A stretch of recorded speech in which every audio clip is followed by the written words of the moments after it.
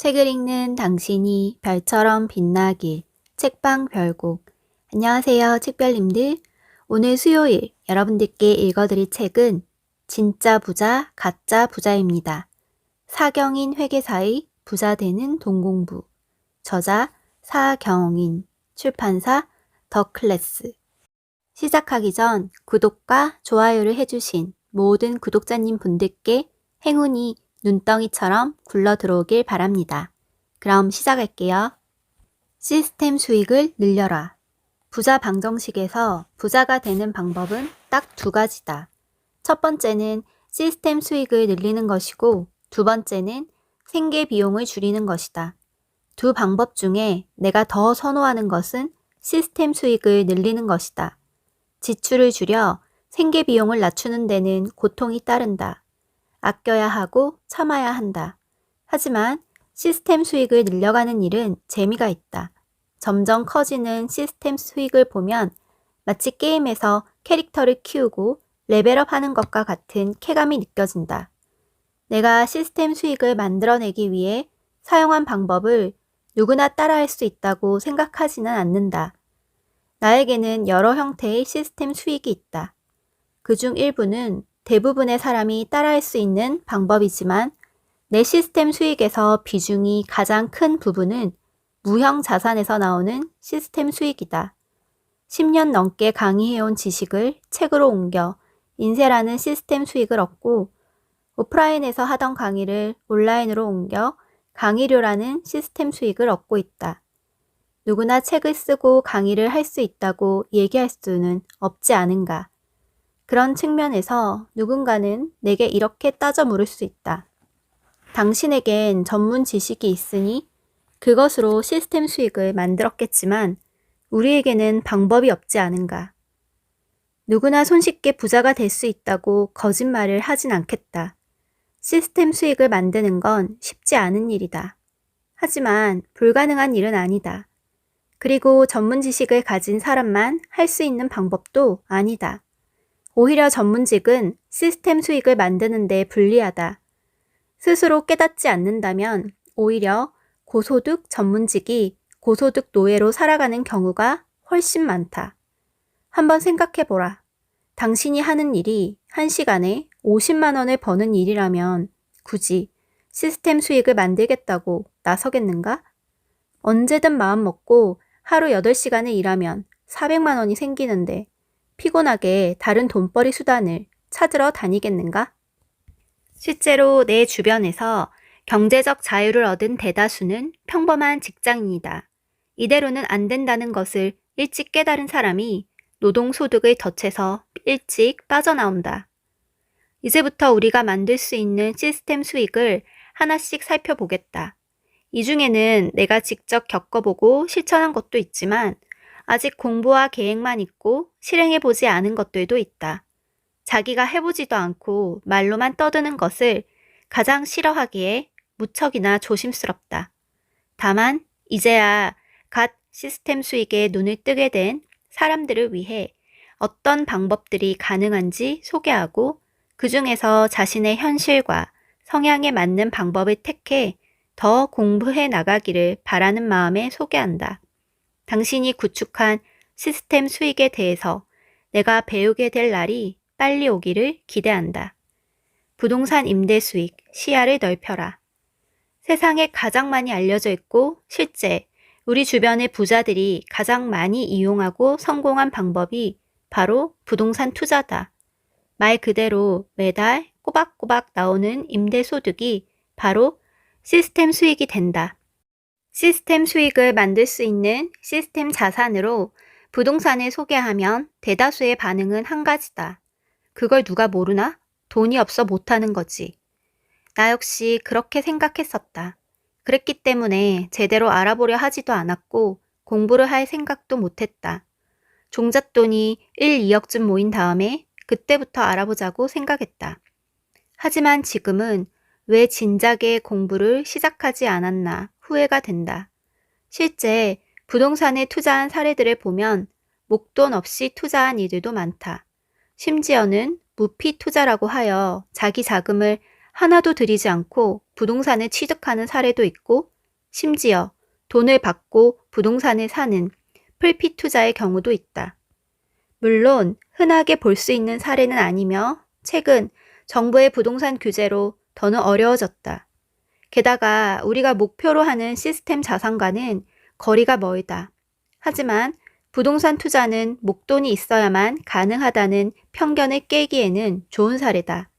막연히 에이, 공짜로 얻을 수 있는 게 어딨겠어 라고 마음에 벽부터 세우지 말자. 우리가 추구하는 시스템 수익이 결국 불로소득 아닌가. 적은 돈으로 부동산 투자가 가능한 원리는 앞에서 얘기했던 무이자부 부채를 이용한다는 것이다. 우리나라에만 있는 전세 제도를 잘 이용하면 적은 돈으로도 얼마든지 부동산에 투자할 수 있다. 간단히 예를 들어 3억 원짜리 아파트가 있다고 하자. 이 아파트의 전셋값이 2억 4천만 원이라면 필요한 투자 금액은 6천만 원이다. 만약 은행에서 6천만 원을 대출받는다면 결국 내 돈 한 푼 없이 3억짜리 아파트를 구매할 수 있다. 선순위 전세금이 매매 가격의 80%나 차지하는 상태에서 후순위 은행 대출을 받기는 쉽지 않지만 전혀 불가능한 것도 아니다. 신문에 이런 기사가 난 적이 있다. 재개발, 재건축 새 아파트, 전세 놓고 대출받는 꼼수 못 쓴다. 재개발, 재건축된 신축 아파트에 전세 세입자도 드리고 주택담보대출도 동시에 받았던 것에 대해 은행이 대출금을 회수하기로 했다는 기사다. 등기가 나오기 전까지 세입자 현황을 알 수 없다는 점을 악용하는 사람들에 대한 조치다. 뒤집어 말하면 지금까지 저런 꼼수가 가능했다는 얘기다.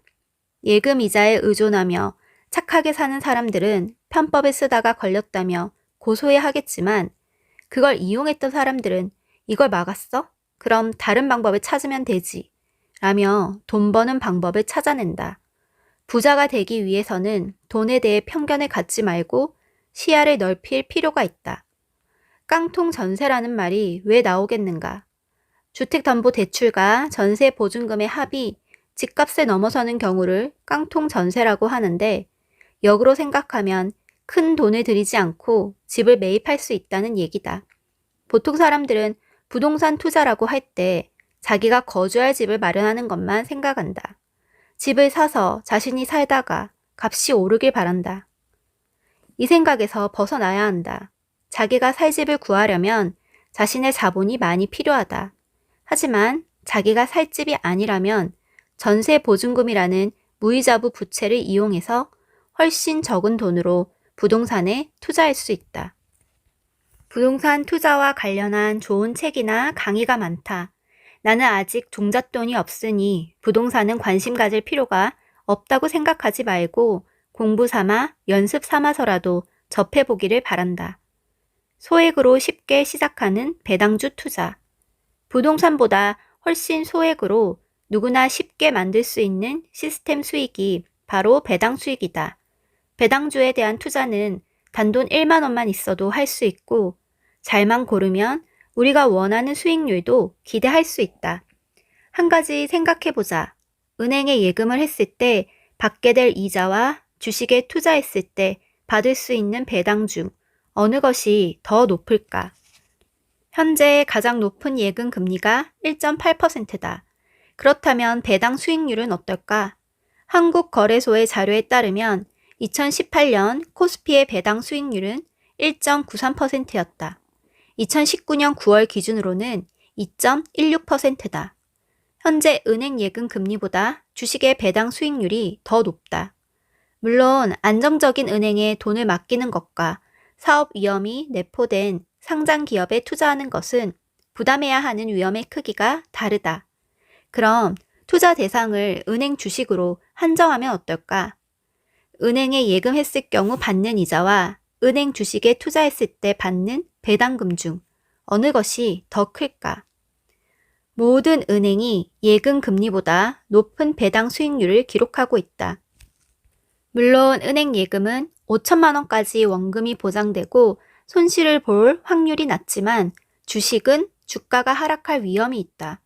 그렇지만 푹신한 매트를 치워야 제대로 성장할 수 있다. 지금 우리가 찾고 있는 건 시스템 수익이다. 가격이 올라 시세 차익을 노리는 투자 자산이 아니다. 주식은 주가가 떨어질 위험도 있지만 동시에 주가가 상승할 수도 있다. 이렇게 생각하면 어떨까? 은행 주식을 사서 주가가 떨어지면 원금은 잊어버리자. 어차피 우리의 목표는 시스템 수익이 생계 비용을 넘어서는 부자가 되는 것이다.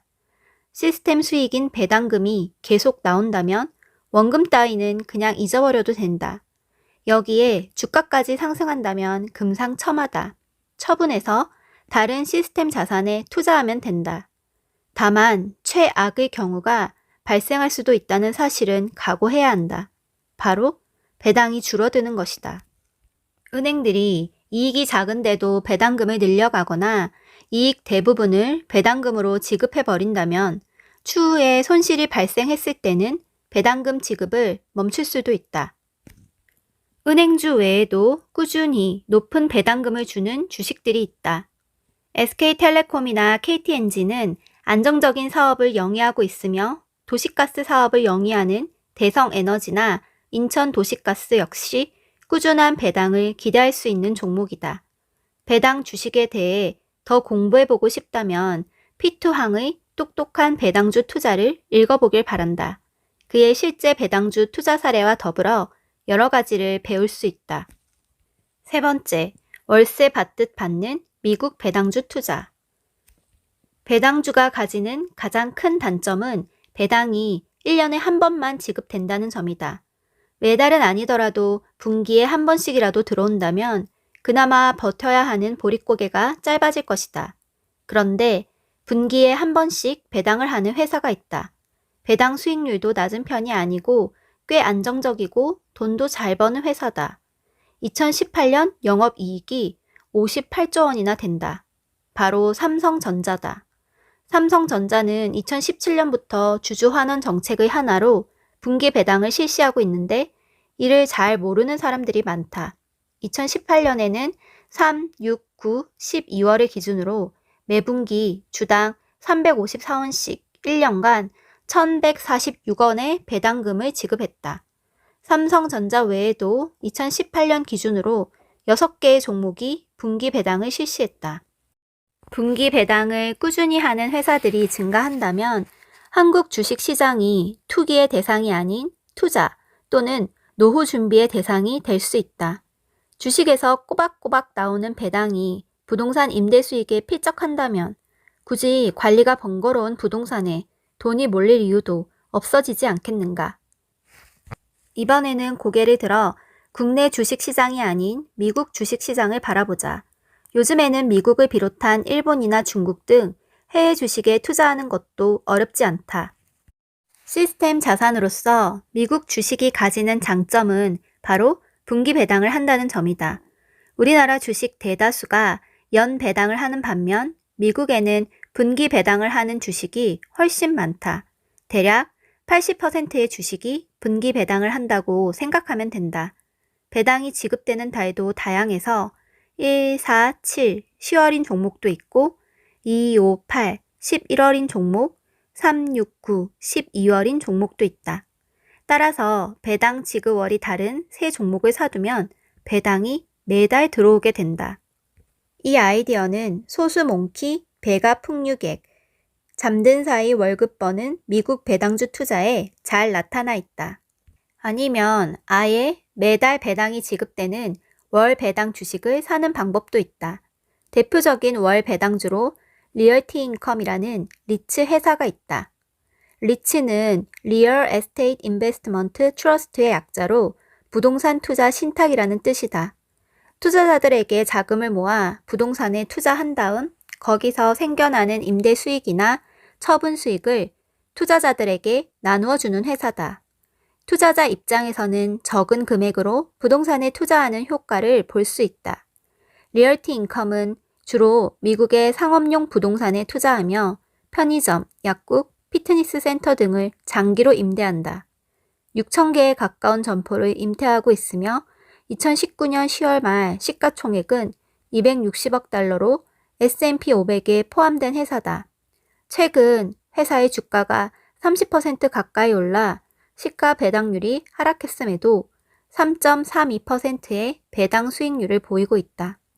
이 회사의 배당과 관련한 특이사항 중 하나는 매달 배당금을 지급할 뿐만 아니라 23년간 계속해서 배당금을 증가시켜 왔다는 점이다. 2008년 금융위기 때도 배당이 끊기지 않고 오히려 증가했다.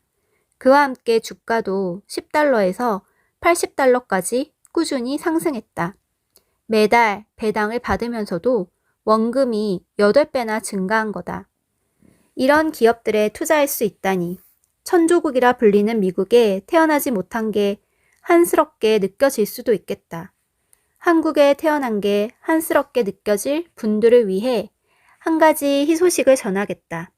미국 주식에 투자한 미국인보다 미국 주식에 투자한 한국인의 수익률이 더 높다. 이게 무슨 얘기일까? 나 역시 강연회에 참석해서 듣고 알게 된 사실이다. 이 자리를 빌려 깨달음을 주신 미국 배당주 투자 지도의 저자 서승용님께 감사드린다. 리얼티 인컴의 사례를 보자. 이 회사는 앞에서 언급한 대로 지난 23년간 꾸준히 배당금을 늘려왔다. 하지만 그렇다고 해서 주가도 매년 상승한 것은 아니다. 장기적으로는 우상향했지만 때때로 부침이 있었다. 특히 2008년 금융위기로 미국 주식시장이 폭락했을 때 이 회사의 주가는 30.45달러에서 15.03달러로 50% 넘게 하락했다. 투자 원금이 반토막 나는 것은 보통 고통스러운 일이 아니다. 그런데 우리나라에서 이 기업에 투자했다면 어땠을까? 달러는 안전자산이다. 전 세계적으로 불황이 닥치거나 금융위기가 오면 안전자산인 달러의 가치는 상승하고 상대적으로 원화의 가치는 하락한다. 즉, 환율이 상승하게 된다. 원래는 900원이면 살 수 있었던 1달러가 이제는 1,500원을 줘야만 살 수 있게 됐다. 환율이 상승하면 원화로 평가한 미국 주식의 가치는 증가하게 된다. 달러 기준으로 발생한 주가 하락을 환율이 상쇄하는 것이다. 리얼티 인컴의 주가는 달러화 기준으로는 50% 하락했지만 원화 기준으로는 17%밖에 하락하지 않았다. 물론 17% 손실도 가슴 아프지만 50% 손실에 비하면 행복하게 웃어 넘길 수 있는 수준이다. 똑같은 주식에 투자한 존의 자산이 반토막 날 때 철수의 자산은 17% 하락에 그치다니 놀라운 결과 아닌가? 천조국에 태어나지 않은 걸 오히려 감사해야 할지도 모르겠다. 이렇게 미국 배당주는 분기 배당금을 지급한다는 점 외에 안전자산인 달러화에 투자함으로써 국내외 경제 위기뿐만 아니라 세계적인 위기에도 어느 정도 대비할 수 있다는 장점이 있다. 한 가지 유의할 점은 기업의 실적이 나빠질 것으로 예상되어 주가가 하락하면 배당 수익률이 상승한다는 점이다. 일시적인 실적 악화라면 주식을 싸게 구입하여 배당 수익률을 높일 기회가 되겠지만 회사가 영위하는 사업에 구조적인 문제가 생긴 것이라면 배당이 감소하고 주가도 하락할 수 있다. 이런 부분에 대해 더 알고 싶다면 앞에서 소개한 잠든 사이 월급 버는 미국 배당주 투자를 읽어보기를 권한다. 만약 미국 배당주를 통해 더 안정적인 시스템 수익을 원한다면 우선주에 투자하는 방법이 있다. 미국 배당주 투자 지도라는 책에는 우선주와 함께 리츠처럼 안정적인 배당금을 지급하는 미국 주식에 대한 내용이 아주 잘 정리되어 있으니 꼭 한번 읽어보기를 권한다. 우선주는 보통주에 비해 특정 권리가 우선하는 주식을 말하는데 대부분 배당에 대한 우선권을 가지고 있다.